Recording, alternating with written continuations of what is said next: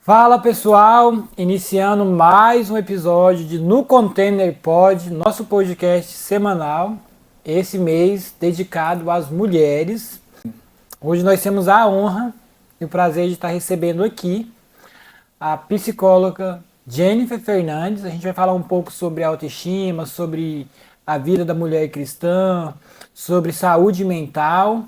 Seja muito bem-vinda, Jennifer. Obrigada. Jennifer, para a gente iniciar aqui, faz uma apresentação sobre quem é a Jennifer, para a gente já, quem não conhece, depois desse vídeo está conhecendo melhor. Então, eu sou a Jennifer, sou moradora de Guapó, sou guapoense de nascer aqui também, sou psicóloga, já tenho formação desde 2017, então já venho aí desde um acompanhamento em casa, depois com a clínica. E hoje atual eu trabalho na área tanto social quanto na área clínica. Hoje eu atendo no CREID e também atendo na minha clínica particular. Você é mãe, esposa? Sou mãe, tenho uma filha linda, Maitê. Maitê tem 1 ano e 7 meses. Ela foi uma criança assim, muito planejada, muito querida. Sou casada, tenho meu esposo, é engenheiro aqui em Guapó também, construtor, Edivaldo. E sou filha da Silene, professora, então a maioria aqui do município também conhece. Filha do Roberto. E tenho uma irmã. Minha irmã também é pedagoga. Incrível.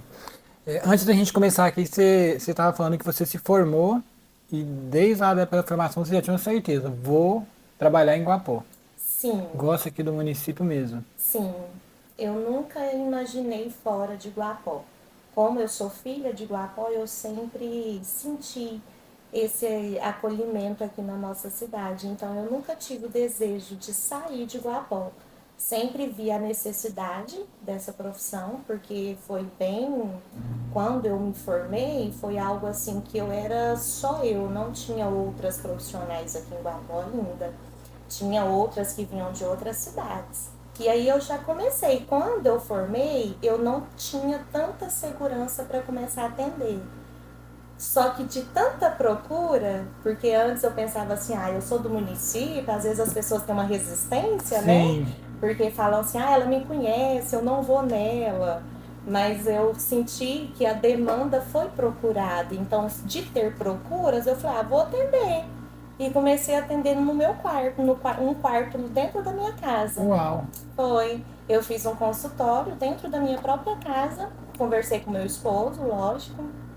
Falei pra ele, vamos, tá tendo procura. Por enquanto eu tô trabalhando só na área social, antes eu já trabalhava no município de Varjão, Sim. como psicóloga.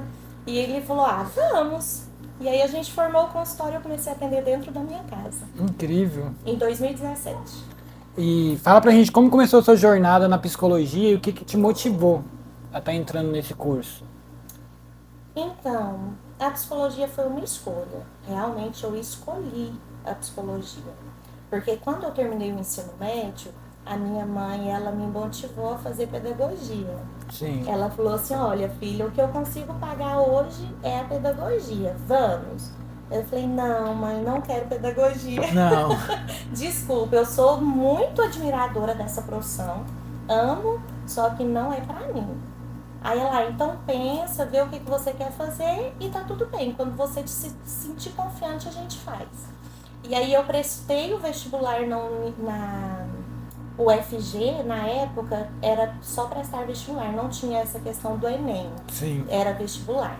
E aí quando eu prestei o vestibular, eu prestei para direito. Uau! Primeira direito, segunda opção psicologia e terceira pedagogia. E eu não passei. E quando eu comecei a pesquisar os cursos, em questão de decidir a profissão, eu comecei a ler sobre a psicologia. Eu falei, é isso. Eu sempre fui uma pessoa carismática, eu era uma pessoa muito comunicativa, então as pessoas falavam muito isso pra mim, você tem um carisma, você consegue ajudar as pessoas, você consegue conversar com as pessoas. Eu falei, não, então eu quero ajudar as pessoas. E eu comecei a ler sobre a psicologia e eu me encaixei. Foi um encaixe. Sim. E quando eu não passei, então, no processo lá da UFG, quando foi no outro ano, quando eu fui iniciar os outros, que era o vestibular nas particular, logo eu já coloquei a primeira opção psicologia. Psicologia, já mudou do direito para Sim. psicologia. Falei, agora é psicologia, não tem mais nenhum outro. Infelizmente, assim, na sociedade, não falo em Guapó, na sociedade do modo geral, quando a gente tem uma dor de dente, a gente procura um dentista. Quando a gente tem uma dor em alguma parte do corpo, procura um médico. E a gente vê que aumentou muito a procura pela parte da saúde mental, mas ainda é muito taxado como algo para louco. Não, é coisa de louco. Como você vê a importância da saúde mental nos dias de hoje, para uma sociedade pós-Covid, né, que aconteceu aquele momento que muitas famílias tiveram a perca, e aí nisso abriram espaços dentro dessas cabeças aí. E aí muitos não buscaram um recurso de terapia, de um psicólogo. Como você vê a importância da saúde mental na vida cotidiana? O interessante, Wallace, é que hoje já não tem tanta essa resistência. Mas a gente ainda tem. Ainda existe. Ainda existe. Temos que encarar, sim, alguns pensamentos que ainda são rotulantes. Eu não vou no psicólogo porque eu não tô doido. Por que eu vou procurar um psicólogo? A gente ouve bastante isso ainda. Sim. E aí a gente começa a perceber que as pessoas procuram já no adoecimento muito já severo. Então, assim, hoje a importância é essa. Se as pessoas começarem a observar os sintomas antes do adoecimento, vai ser uma forma preventiva. Sim. Não vai ser uma forma só de tratamento. Espera, acho que se eu conversar isso com o psicólogo, eu vou ter uma visão de dentro. Vou ter um olhar para dentro para que eu possa analisar isso melhor. Então, procurar hoje um psicólogo não é só quando você está doente ou quando você já não está dando conta mais das coisas. Não, o psicólogo ele é o seu olhar para dentro. Sim. É você perceber as suas fragilidades, você perceber as suas limitações, você se autoconhecer e saber lidar com todas as circunstâncias da sua vida. Então, não é só para doido, é para todas as pessoas. Sim. É bom a gente falar sobre isso, porque na minha rede social essa semana eu postei sobre... É porque eu sou cristão, então você também é cristão, você vai entender. Às vezes a gente vai sentir um vazio dentro de nós, que Deus está querendo preencher esse vazio. Aí quando eu postei as minhas dores ali, apareceram seguidores falando também que estavam sentindo. Eu falei, olha, primeiro passo, buscar ajuda espiritual. O segundo passo, se você tem a condição, tem a possibilidade, busque psicólogo, porque o que eu estou passando hoje é um momento em que Deus está querendo trabalhar comigo. Então eu não posso indicar para vocês, vão só para a igreja, que lá vai resolver. Então se você está sentindo que esse vazio é muito maior, já busca ajuda e orientação de um profissional. Como você disse, vocês vão nos ajudar a olhar para dentro. Então esse olhar para dentro de nós vai ajudar cada um a ter essa resposta. E aí eu acho importante falar sobre isso, porque aí algumas pessoas ainda falaram, mas eu não tô doido. Eu falei, não, a gente está querendo evitar que você entre num nível de ansiedade, de depressão. Lá você vai saber colocar as coisas em ordem. A gente, por nós mesmos, a gente não consegue. Então busque a sua liderança na igreja espiritual, mas busque também terapia, se você tem condição. Então a gente falou sobre isso essa semana, e foi bacana, que na semana que a gente fala sobre isso, eu estou entrevistando uma psicóloga. Eu sofri um abuso na infância, aos 9 anos de idade, e durante uma fase da minha vida como que eu posso dizer? Eu criei espinhos para as pessoas não se aproximarem. Então talvez eu nunca ia poder mostrar a pessoa boa que eu era, porque eu já me distanciava das pessoas por não confiar. Então, para a minha vida, a terapia me ajudou de uma forma gigantesca. Ajudou a liberar um perdão, porque estava fazendo mal, não era para o abusador, era para mim próprio. Então eu falo assim, se você tem a condição hoje, vai lá e busca essa ajuda, porque quando eu precisei em uma época, foi Deus, ele sempre em primeiro lugar, mas ele também guiando um profissional para poder me ajudar em um trauma que eu vivi na infância. Então eu sei que tem essa importância e eu não posso falar com as pessoas lá de casa como se eu fosse um profissional. O que você passa, individual, que pode ser um processo de Deus, é ele trabalhando com você. Porém, para chegar onde eu estou hoje, a terapia foi fundamental. Então você sabe que existem muitos traumas de infância. E falando sobre traumas de infância, você já pegou muitos casos de pessoas que passaram por coisas assim na infância e a parte profissional, psicologia, terapia, ajudar essas pessoas? Sim, até hoje eu falo que é quase que 60% dos atendimentos. Não é, você não foi o primeiro e nem será o último a passar por essa situação. Infelizmente. Infelizmente. Porque hoje nós estamos passando por uma situação de adoecimento muito extensa. Hoje as pessoas estão adoecidas. E essa área sexual, querendo ou não, ela é uma área muito importante para o ser humano. Então Freud já dizia, ao mesmo tempo que eu controlo elas, elas também me controlam. Sim. Então o desejo sexual é desde o princípio da vida. Uma criança, ela já nasce com a sexualidade. Só que a gente precisa entender que essa sexualidade, ela não é uma sexualidade de visão de prazer. Ela é uma sexualidade de construção. Então hoje, esses casos de todos os traumas, principalmente os de traumas de abuso sexual, o que eu trabalho? Olha, isso não diz respeito a você, não é a sua construção. Isso diz respeito ao abusador. O porquê que ele é um abusador? O que ele pratica isso? Quais são as razões? Quais são as situações que ele se limita a isso? Entendeu? Uhum. E aí a construção da criança é isso. Espera, isso não te forma. Isso não é sobre você, é sobre o outro. Então a gente começa a lidar com os traumas da infância para que não gere bloqueios. Porque a maioria hoje, você pode perceber que nós adultos, nós carregamos dentro de nós a nossa criança interior, Sim. a nossa adolescência e hoje a vida adulta.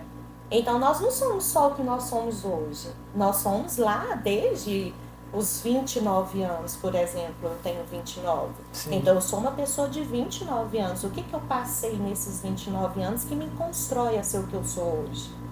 Então, o trauma, abuso, percas, mortes, acidentes, qualquer situação que gera um trauma na infância causa bloqueios emocionais na fase adulta. Então, se aquilo a gente já começa a tratar desde o início, a criança ela já tem uma possibilidade de construção maior do eu. Ela não é limitante. Porque a gente cresce com as nossas crenças limitantes e a gente também cresce com os nossos estereótipos. Então a gente começa a desencadear coisas. Então quanto mais eu tiver consciência do que diz respeito a mim, o que diz respeito do outro, aí eu já não vou lidar só com o que o outro me causa, mas o que eu estou lidando com o que o outro me causou. Sim. Jennifer, como você é mãe, eu quero aproveitar esse espaço para a gente falar com os pais.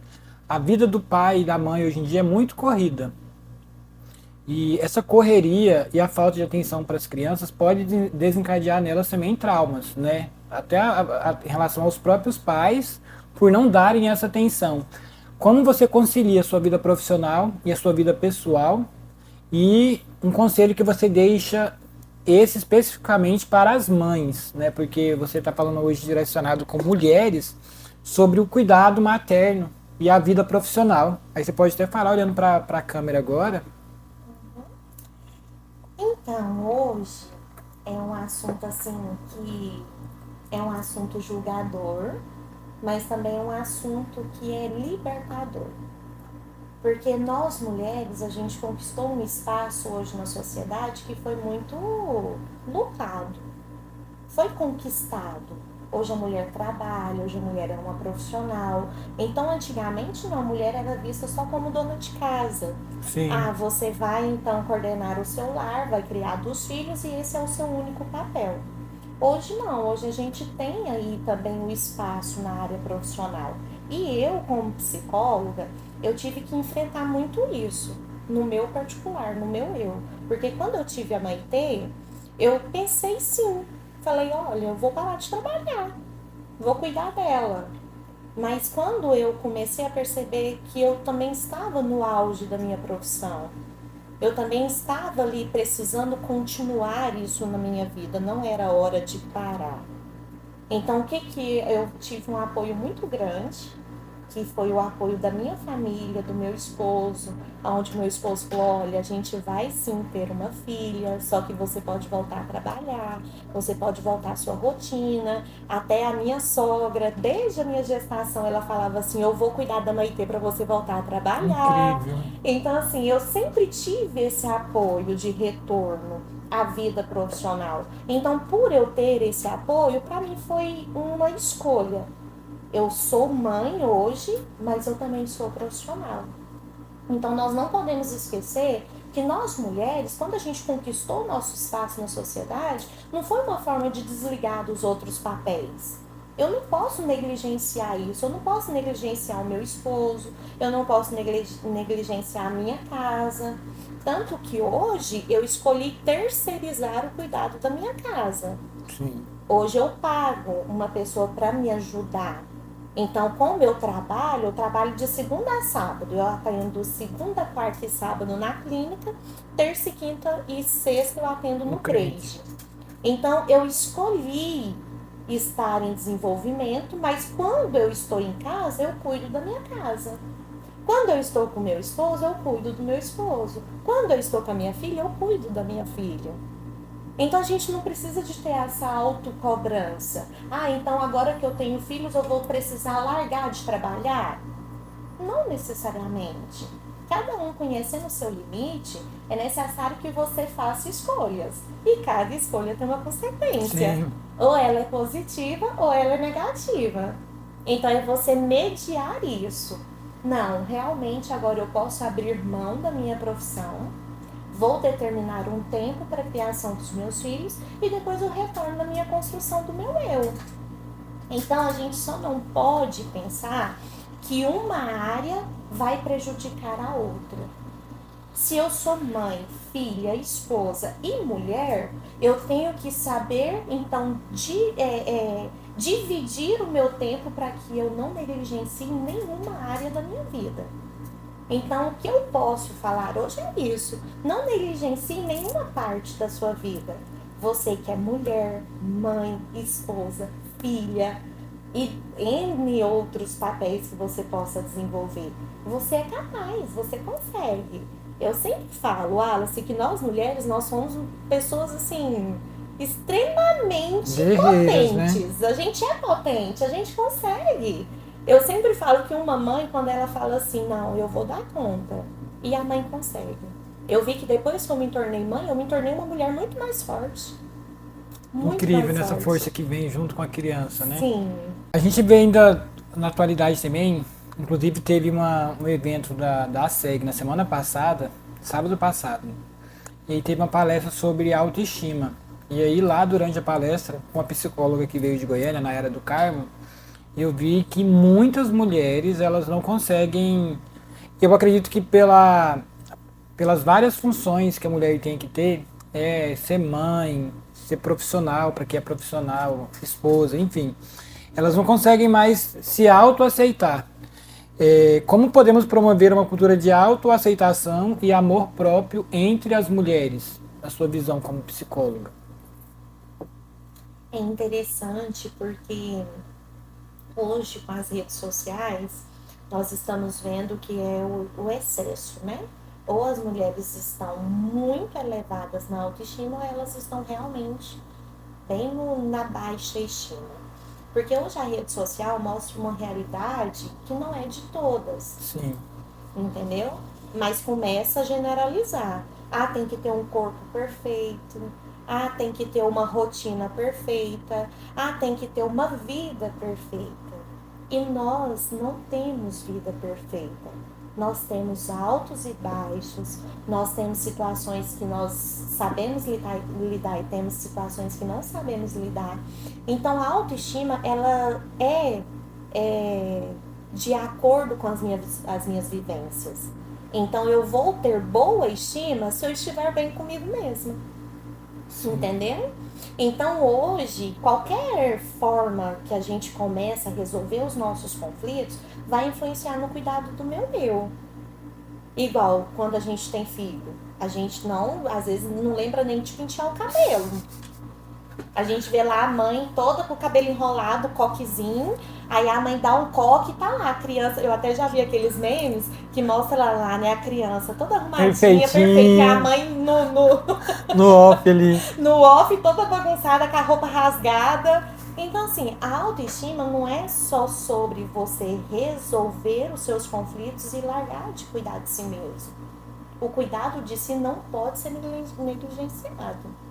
Às vezes de arrumar um cabelo, de fazer uma unha, de ir lá, às vezes, fazer uma massagem. Hoje mesmo eu indico para as minhas pacientes, quando eu vejo que está numa depressão muito severa, eu falo, qual que é o momento que você tirou para você essa semana? Não tirou? Então vai fazer uma massagem, vai fazer uma meditação, vai tirar um tempo para você, vai na pracinha fazer uma caminhada. Tem alguma pracinha perto da sua casa? Vai lá. Olha para o céu, olha para o ar, olha para as coisas que estão ali ao redor. Se desligar um pouco, sim, né? Sim, porque senão aquele ambiente vai sugar a autoestima dela num ponto que ela já não vai saber se encontrar. Ela vai se perder dentro da própria casa, ela vai se perder dentro da família, ela vai se perder dentro dela mesma. Então a autoestima é isso, é eu estar em conexão comigo mesmo e saber que eu tenho que cuidar de mim. Quando a gente cita esse autocuidado da pele, do cabelo, isso é o mínimo. Sim. Porque quando a gente fala de autoestima, é o meu eu. Eu estou bem comigo mesma? Isso é autoestima. Eu estar bem comigo mesma. Eu acredito que as redes sociais ainda causam um pouco de ansiedade, né? As mulheres veem lá, o exemplo, a Virgínia, ela faz um filho, aí 3 dias depois ela tá com aquele corpo dela lá já perfeito e a vida da mulher mesmo, assim, a que tá acompanhando ela, não é assim, né? Então acaba que a gente fica muito preso ali, o que você falou, vai numa praça, dá uma volta, que aí você desliga até das redes. Eu acredito que a rede social hoje, ela tá causando muita ansiedade, pra gente ver a vida do outro e achar que a gente tem que estar naquele mesmo ritmo, sendo que a vivência e o estilo de vida é totalmente diferente também. Então a gente se espelha muito ali, fica ansioso querendo ter uma vida que não vai conseguir ter, não consegue, começa as frustrações. Aí começa a não conseguir mais se autoaceitar, se sabotar, começa a ficar já mais depressivo. Eu acredito que as redes sociais, ela tem a sua vantagem, até porque eu ganho a vida vendendo através dela. Só que ela, em mim também, mesmo usando ela como ferramenta de venda, ela me causa ansiedade. Às vezes, se eu ficar muito preso ali, toda hora chega notícia de alguém, e aí você parece que a sua vida não está indo para frente, mas é porque você está perdendo tempo da sua vida, deslizando para ver material da vida dos outros. E tem hora que tem que desconectar. Tem, faz bem, faz bem. Eu agora fiz um propósito que eu estava muito ligado na rede. Agora eu vou deixar. Eu acreditava assim, que se eu não acordasse 5 horas para ter um devocional com Deus, das 7h30 em diante, que o WhatsApp já começa a chegar mensagens dos meus clientes, eu não ia conseguir mais ter um momento com Deus durante o dia. Isso era eu me sabotando. Eu acordo 5 ainda para esse propósito, mas depois do almoço eu consigo tirar meia hora. Final da tarde eu consigo tirar ali uns minutinhos também. Então, para mim hoje, o que é mais precioso é esse momento que eu tenho com Deus. Isso aí não vou perder para nenhuma rede social, porque a rede social me deixa ansioso e Deus já me dá tranquilidade. Você vai falar com ele ali, tira um tempo, porque nesse tempo que você tira para ele, você também tira para você próprio. Você está se desligando de tudo ali e você começa a ver melhor sobre você, começa a pensar melhor em qual é o próximo passo que você vai dar. Sim. Ainda falando sobre essa parte espiritual, em sua experiência, como a espiritualidade e a vida cristã podem influenciar a saúde mental das pessoas? Eu, como cristã, eu não uso muito isso no consultório, né?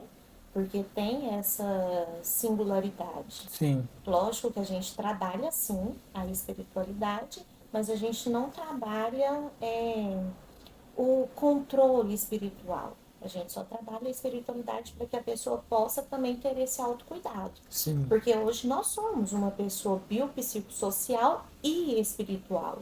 A ciência já está desenvolvendo essas pesquisas. Nós somos, sim, seres espirituais. Então, eu, como profissional, eu vejo que tem alguns casos que quando eu chego nessa área, lógico que eu sou muito parcial, mas eu lembro a pessoa do autocuidado. Sim. Olha, eu não sei a sua religião, eu não sei o que você acredita, mas você também precisa de procurar uma estabilidade espiritual. Por que eu falo isso? Porque nós somos seres que somos uma tríade. Sim. Corpo, Alma e alma e espírito. mente. Entendeu? Então, assim, quando a gente fala de alma, que é a ciência, é o nosso espírito. E hoje a gente começa a entender que corpo, alma e mente precisam estar em estabilidade. É um triângulo. Se um suspende, também influencia no outro. Sim. Entendeu? Então, o meu corpo influencia minha mente, o meu espírito influencia minha mente, a minha mente influencia meu corpo. Então, a gente precisa, sim, dessa estabilidade. Tá alinhado, E né? muitas das vezes, Wallace, por eu ser cristã, eu tenho vários pacientes que citam, falam assim, eu te procurei porque você é cristã. Incrível. Sim, falam assim, eu vim em você porque você é cristã, você vai entender do que eu vou te falar. Você vai entender do que eu vou te posicionar. E eu vejo que me auxilia, sim, em alguns casos, lógico, que alguns pacientes me dão uma abertura para isso, entendeu? Porque eu Sim. tenho, sim, uma bagagem espiritual. Então, por eu também ter essa bagagem espiritual, às vezes tem pacientes que vão nessa demanda, entendeu? Então, eu acho muito importante, é essencial a estabilidade espiritual para quem também está doente, para quem está passando por alguma situação, seja no corpo, na mente, ela precisa, sim, de uma estabilidade, de um refúgio Como você disse, tem que espiritual. estar alinhado, né? Tem que estar alinhado. E você, como mãe profissional, o feminismo te representa? Não muito. Você pode correr e lutar para conquistar suas coisas, só que o movimento em si não. Não, não. Eu falo que o que eu conquistei na sociedade foi algo para minha autorrealização, mas não em busca de defender o feminismo, né? Feminismo. Feminismo, não foi. Então, entre feminismo e feminina, você Eu prefere prefiro ser feminina. feminina.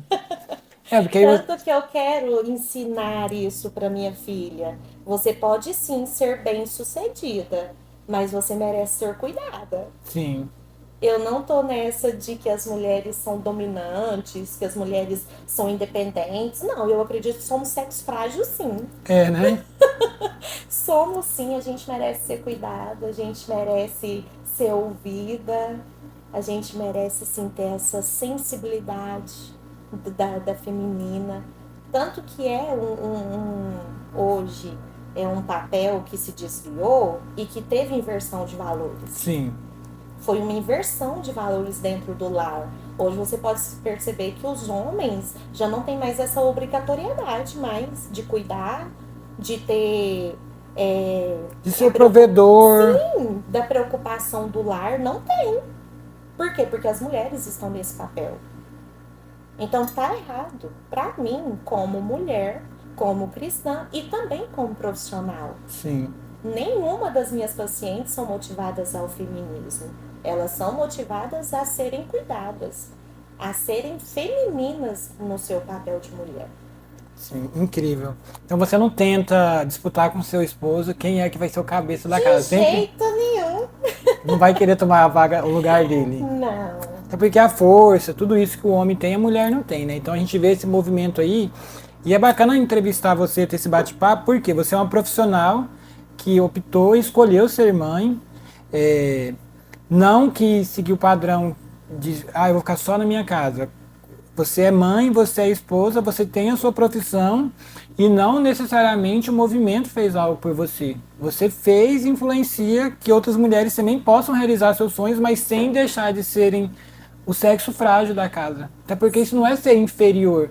A submissão da Bíblia é você e seu esposo, você e seu cônjuge estarem lado a lado, não é um à frente e o outro atrás. Não. Então durante muito tempo foi muito questionado isso aí, da submissão.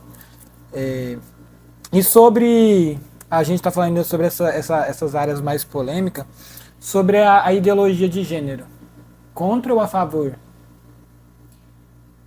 Agora é algo assim bem parcial, mas que muitas pessoas vão julgar.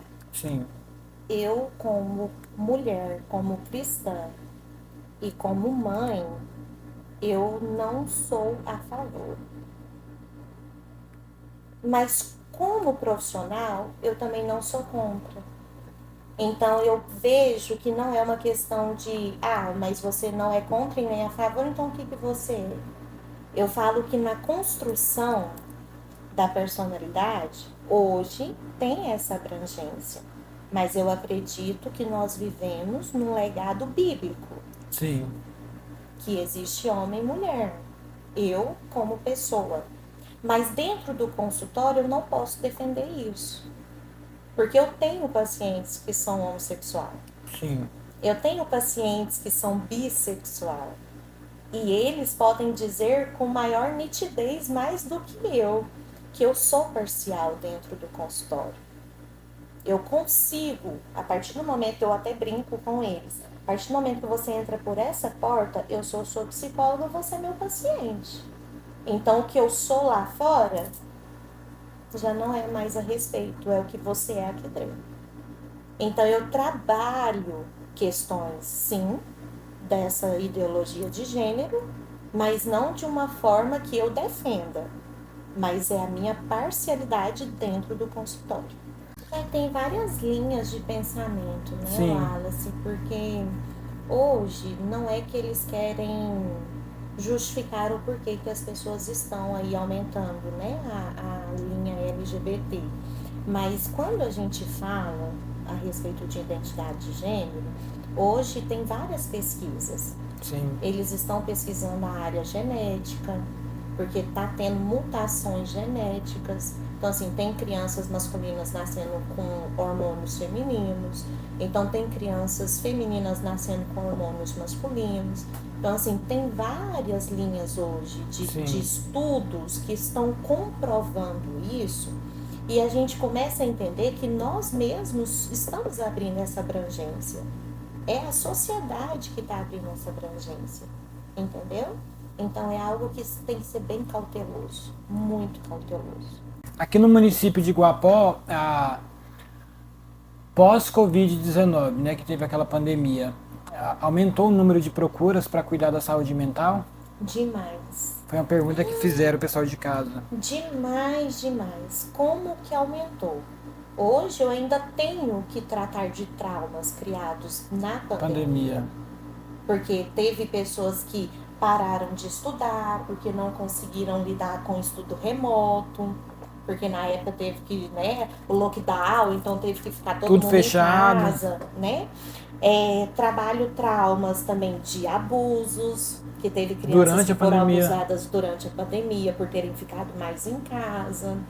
Hoje eu tenho pacientes que ficaram numa fobia social, porque depois da pandemia, ao voltar à sociedade, foi temeroso, foi aquela questão muito difícil de retornar.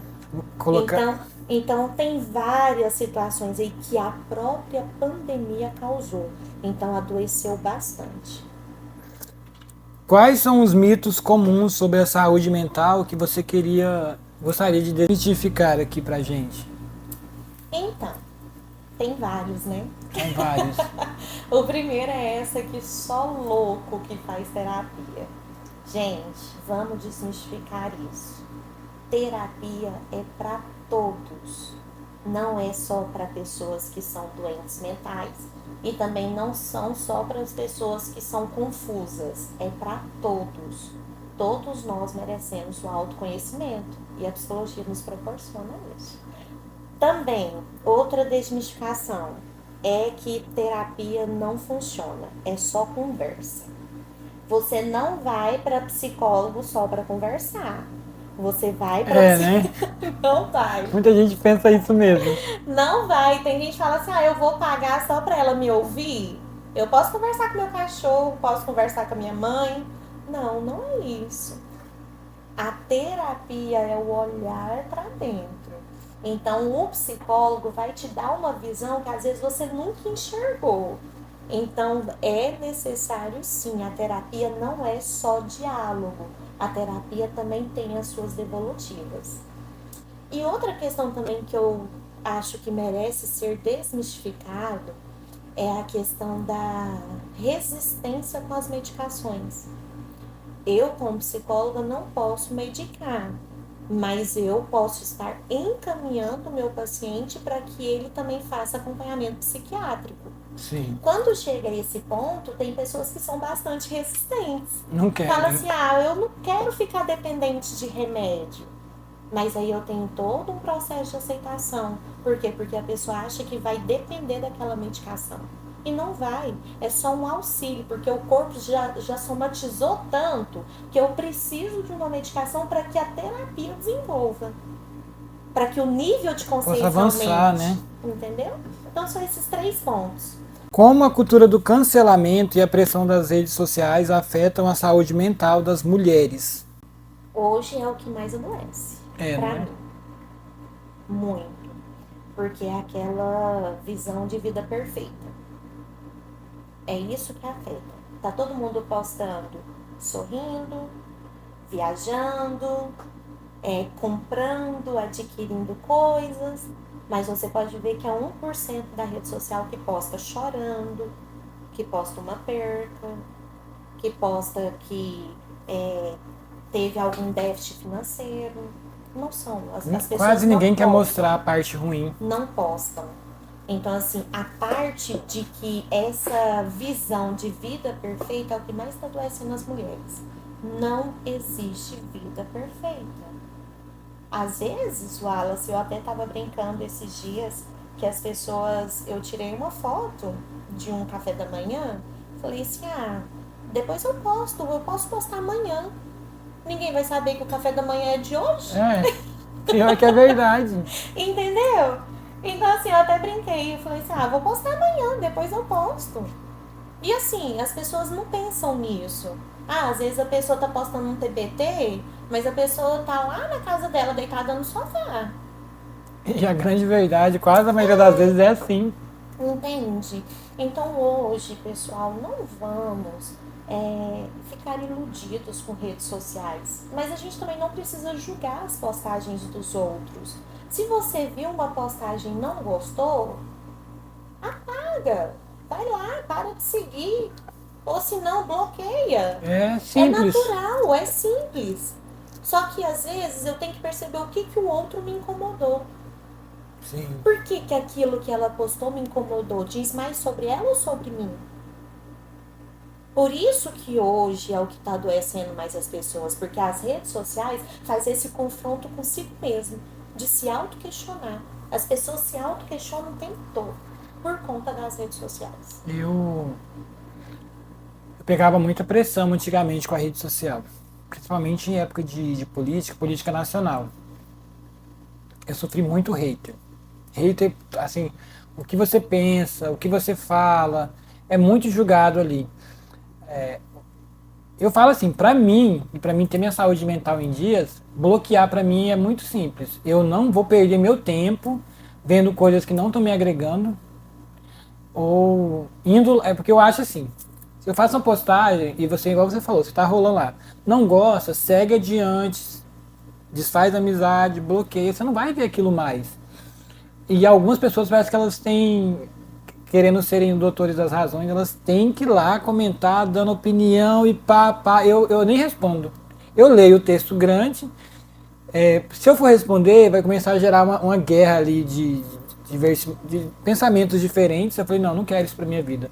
Eu bloqueio, desfaço amizade e vou seguindo. Hoje tudo que eu faço é pensando na minha saúde mental. E algo que eu fiz que me ajudou bastante, eu parei de seguir os famosos. Porque a vida deles, eu tô distante de ter uma vida como eles têm. E aí eu ficava vendo muito ali, ficava ansioso querendo ter aquela vida, sendo que o meu dia a dia aqui é diferente. Enquanto eles estão viajando para lugares e lugares, eu tô pegando coletivo para Goiânia. Então, pra mim, tem me ajudado. Eu não fico vendo coisas que eu não vou, que tá muito longe do padrão de vida que eu tenho hoje. Então, eu vou querer ter aquela vida também. Acaba que gera uma ansiedade na gente. Gera.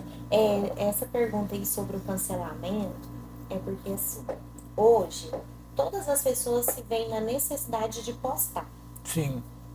entendeu? Se você não postar, você não fez. Se você não postar, você não malhou. Se você não postar, você não viajou. Tá desse jeito. Eu já fui muito julgada por isso. Tem pessoas que já, pacientes meus, chegaram em mim e falavam assim: ah, por que você não posta mais sobre o seu trabalho? Por que você não faz vídeos? Por que você não publica quando você tá atendendo? Hoje eu engajo um pouco melhor, às vezes com um bom dia, mas eu não gosto de postar o trabalho. Sim. Entendeu? Então, assim, eu estou percebendo que hoje tem essa exigência. Ou você acompanha, ou você vai ficar atrasado. Existe mesmo essa cobrança grande. Entendeu? Então, o cancelamento vem em cima disso. Ah, se você não postou, você não fez. Então, eu te cancelo por conta disso. Porque o que você postou foi algo assim que começou muito a julgar e pressionar. Aí as pessoas vão lá e não querem te seguir porque você não tem o hábito daquilo. Sim. Entendeu? Então, o cancelamento, pessoal, e a pressão das redes sociais hoje é algo que você precisa entender o quê? A rede social é sua, você posta o que você quiser, mas esteja aberto que você pode ter críticas ou você pode ter elogios. As duas coisas. Ambas as duas. Então você tem que estar aberto. Você que se torna uma pessoa pública na rede social, você tem que saber que você vai tanto ter pessoas que vão gostar, tanto pessoas que vão odiar o que você está postando. Tudo que a gente posta vai ter os que apoiam e os que discordam. Não Sim. tem como fugir disso. Não Você posta lá, já posta ciente, sabendo. Ó, talvez uma parte vai apoiar e a outra vai discordar. Até porque são pensamentos diferentes. Você não pode obrigar que o outro pense como você. Jennifer, agora eu quero que você olhe para a câmera e eu quero que você dê um recado para Jennifer lá de 2017, quando você estava formando, iniciando na sua área profissional. Para aquela mulher lá. Nossa. Peguei ela, pessoal. Pegou, porque foi um momento assim tão decisivo que eu lembro até hoje. Vamos lá. Então, para você, Jennifer, de 2017, acredite, você vai chegar num lugar aonde vai ser além do que você sonhou. Muito além. Você vai conquistar todos os seus objetivos. E você vai chegar num lugar que você sonhou um dia, mas que vai ser muito além do que isso. Acredite em você. Incrível. Jennifer, você atende pelo CREID aqui no município e na sua clínica. Sim. E como que funciona o atendimento no CREID? Qualquer um da população pode ir? Como que faz para pessoa, assim, quem tem condição de buscar no particular pode ir na clínica, que vai ser atendido por você. Quem não tem e quer começar a colocar as coisas no lugar através da terapia, do psicólogo, como que faz para ser atendido pelo CREID? Pelo CREID, basta a pessoa levar um encaminhamento. Do médico. Do postinho ou da UBS, ou encaminhamento particular, a gente também pega. Só que lá tem uma fila de espera muito grande. Não é? A gente já deixa bem real para as pessoas, olha, não tem nem possibilidade de quando vai chamar. Mas a gente já deixa nítido que a pessoa tem lá a possibilidade de ser atendida. Já faz o cadastro, fica na fila de espera. A gente pega o número de telefone e coloca na pasta de encaminhamentos. Só que a fila de espera está bem extensa. Igual eu te falei, o adoecimento alcançou a maioria das pessoas hoje. Hoje a gente tem uma lista de espera muito grande, muito grande. Isso chega até a ser preocupante, né? Muito preocupante. Nós somos 3 psicólogas. Então, assim, hoje nós não conseguimos atender, assim, numa expansão rápida de, às vezes, semana. Eu falo que o paciente, quando ele já procura atendimento, quando ele passa mesmo a pedir ajuda, ele já tá ruim. Ele precisaria para ontem. Então, assim, a taxa de psicologia assusta por conta disso. Porque quando uma pessoa já chega a pedir ajuda, ela já tá mesmo no limite, né? No limite. Então, é preocupante. Mas temos sim. Lá é só a pessoa ir na UBS ou no postinho de saúde, pegar o encaminhamento juntamente com os seus documentos. Quais são os documentos? RG, cartão do SUS e endereço. Já leva a Xerox junto com o encaminhamento que a gente já... E lá no seu consultório, qual é os dias de atendimento? Lá no meu consultório eu atendo dia de segunda, quarta e sábado. E a minha agenda é pelo meu telefone de celular mesmo e também pelo Instagram da clínica. Ou pelo meu também. Pelos dois, né? Uhum. Quais são as práticas diárias que você recomenda para manter uma boa saúde mental? Tem até alguns protocolos que a gente pode seguir desde a hora que a gente acorda até a hora que a gente vai deitar. Sim. Porque eu falo que o adoecimento, ele é desenvolvido. Ele começa a ser de longo prazo. A pessoa não adoece num dia para o outro. Então, qual que é a primeira dica? Se ouvir. A pessoa tem que saber se ouvir. Ouvir o corpo, ouvir a mente, ouvir as emoções, saber até então o que está acontecendo, o que o meu corpo está me dizendo, o que a minha mente está me dizendo. Esse se ouvir, se autoanalisar é uma dica muito boa. A prática melhor cotidiana é você sempre ter um momento que é seu de autocuidado. Qual que é o autocuidado hoje? A gente tem 5 bases de autocuidado. Autocuidado físico, nem que seja uma caminhadinha. Uma caminhada, uma academia, às vezes um funcional, um esporte, um Pedalar. vôlei, ciclismo, qualquer esporte, agrega um esporte na sua rotina. O cuidado com a alimentação, hoje já é algo que é já de prescrição para pacientes com depressão, uma boa alimentação. Porque as pessoas esquecem de se alimentar bem. Com a rotina, com o dia a dia, com as coisas industrializadas hoje. Então as pessoas perderam uma boa alimentação. Então a segunda dica é: se alimentem bem, comem bem, pelo menos ali façam uma refeição saudável. Não fica tão ligado em coisas só ali no que você está comendo rápido ou você está deixando de alimentar. Terceira dica é você saber cuidar das suas emoções. Tem hora que a gente está bem, tem hora que a gente não está bem. Então, cuidar delas é necessário. E o melhor hábito é realmente você começar a saber se olhar para dentro. Então, não tem hábito melhor. Todos os dias você chegar no final do seu dia e falar assim: como que foi meu dia? Porque é fácil a gente requerer isso de alguém, né? Ah, o meu esposo poderia me perguntar todos os dias como que foi o meu dia. Então, o que você pode fazer é o quê? Criar metas. Cria metas para você todos os dias. Todos os dias, vai lá. Coloca na agenda tudo que você precisa fazer. Sim. Aí no final do dia você vai marcar o xizinho lá em tudo que você fez. Aí tem pessoas que se autocobram ao extremo, se autoexigem, que vai lá e fala: eu não fiz isso, e começa a se deprimir. Não, mas o que eu não fiz hoje, eu posso fazer amanhã. Tá lá na minha listinha da meta de amanhã. Então você não desiste da boa alimentação hoje. Se você não conseguiu ter uma boa alimentação hoje, começa a boa alimentação amanhã. Se você não conseguiu fazer um exercício físico hoje, começa a fazer um exercício físico amanhã. Tá tudo bem. A autocobrança hoje não é só sobre o que você deixou de fazer, mas é você começar a se preocupar realmente no que você já está fazendo. Sim.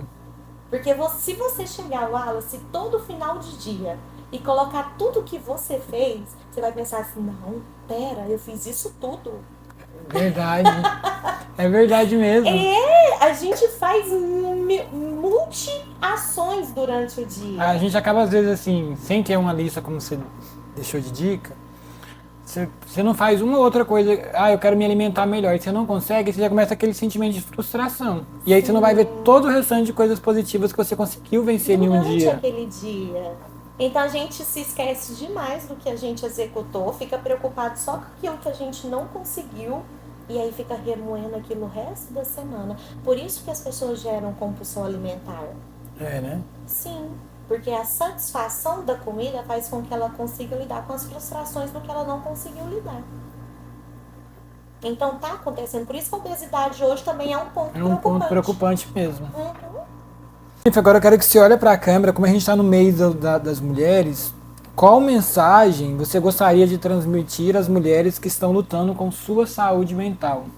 Pode olhar para a câmera e deixar esse recado para as mulheres que vão estar assistindo. Não desistam, viu? Essa é a minha dica para vocês. Não desistam. Por mais que todos os dias você pode ter essa escolha. Nós, como mulheres, muitas das vezes a gente está na nossa fragilidade maior. Mas possa ser que esse dia, na sua fragilidade, é o dia que você vai se tornar mais forte do que você imagina. O momento mais frágil que a gente tiver é a possibilidade da gente crescer, da gente se possibilitar a estar além do que nós estamos hoje. Então você é capaz, você pode, você consegue. Incrível. A gente está finalizando mais um episódio. Jennifer, eu gostaria de te agradecer por compartilhar um pouco da sua jornada, do seu conhecimento aqui com a gente nesse mês das mulheres. Acredito que futuramente a gente vai ter outros convites para você, quando chegar pautas importantes como mês da conscientização do autismo, da saúde mental, enfim. A gente é bom já ter esses contatos, ter network para trazer novamente, tá? De antemão deixar outros convites abertos aí para você. E para os nossos ouvintes, lembre-se sempre da importância de cuidar da sua saúde mental e buscar o apoio. A gente conversou sobre isso no meu perfil essa semana. Hoje a gente teve uma profissional para falar sobre essa área, sobre esse tema que é importante. Agora eu quero passar para ela, se você quiser mandar um abraço para mãe, esposo, filhos, seguidores. Tiveram várias perguntas do pessoal quando a gente colocou que você era a presença confirmada. Esse espaço é todo seu, Jennifer.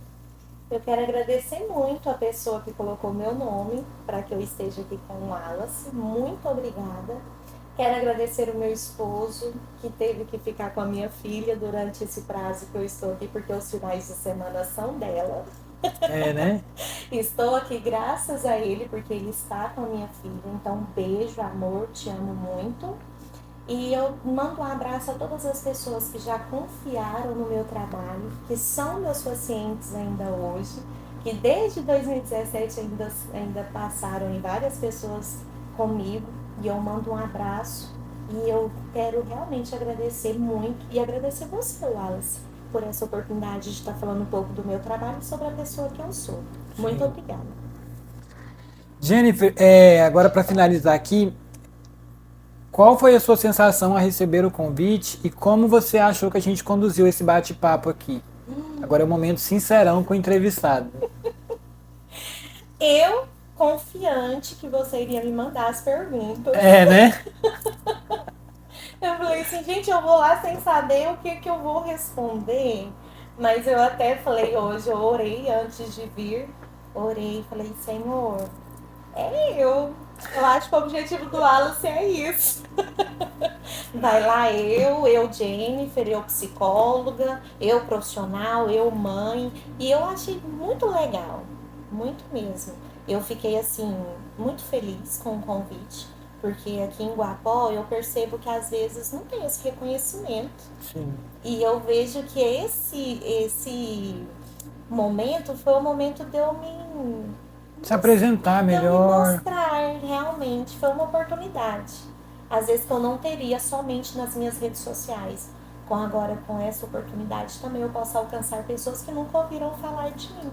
Incrível. Então foi tranquilo, conduzimos bem. Foi sim. Esse aqui é o momento sincerão que a gente faz lá para a população ver como que às vezes a gente faz o convite, tem pessoas que ficam com receio, com medo, mas você percebeu que é bem tranquilo, né? Que a gente tem essa desenvoltura, a gente vai conversando e através das respostas a gente vai abrindo outras perguntas para a gente conhecer o profissional. Nosso município tem muita coisa boa. E aí eu quero estar mostrando essas coisas boas, os profissionais bons, os atletas bons, o que tem de bom aqui. Eu acredito assim, quando eu cheguei ano passado, até fiquei meio ansioso, querendo voltar embora. Me falaram que só notícia ruim e tragédia viralizavam aqui. Falei, meu Deus, aonde eu caí? Não, porque assim, eu quero que minha vida seja usada como canal de bênção na vida de outras pessoas. Só que conforme a gente foi fazendo as entrevistas, os bate-papos, a gente foi vendo que a cada nova pessoa que senta nessa cadeira para esse bate-papo, a gente conhece pessoas com histórias incríveis assim, jornadas incríveis. E a população está abraçando o projeto. Então, eu estou desmistificando o que falava que só coisas ruins viralizavam em Guapó. Tem muita coisa boa e se a gente der espaço para essas coisas boas, a gente vai levar uma boa imagem, porque a rede social ela alcança o mundo inteiro. Então, a gente vai levar uma boa imagem do nosso município para outras regiões aí que podem estar nos acompanhando. Então, o nosso intuito mesmo é esse, estar abençoando vidas através desse projeto. Quero agradecer, foi uma honra ter esse momento aqui com você, pela sua sinceridade também no nosso Sincerão. E é isso, pessoal. Estamos finalizando mais um episódio, edição especial Mês da Mulher.